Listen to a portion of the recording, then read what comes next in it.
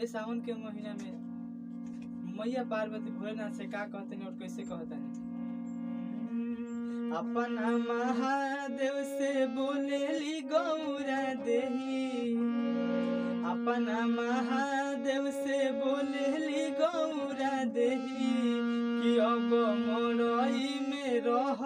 तान्हा रहो कि लाइट लगवा दी महादेव करे राती खानी छन छन पहाड़ हो कि लाइट लगवा दी महादेव।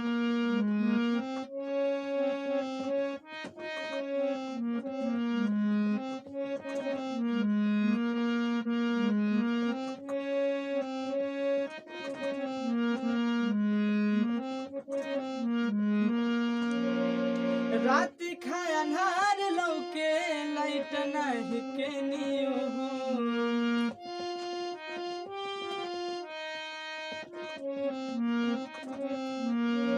राती खाया नार लौके लाइट नहीं के नियो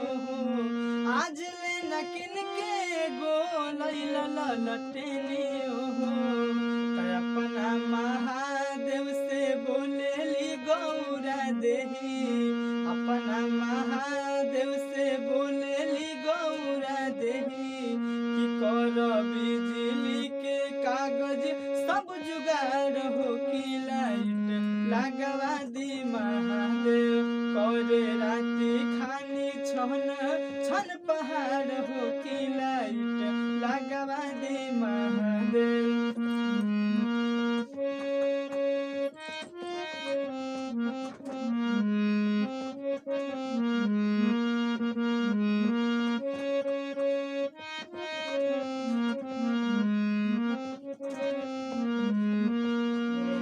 कहतनी कि सुख दुख कसहु झोपड़ी में काटतानी,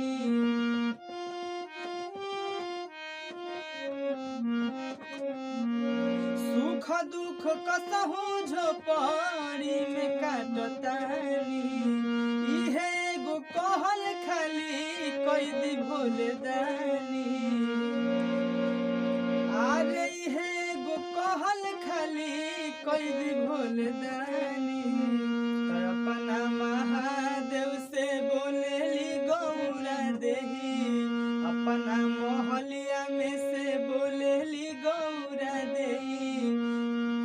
कि कहिल करिहे सब कुल अमृत जुगाड़ हो कि लाइट लगवा दी महादेव करे राती खानी छन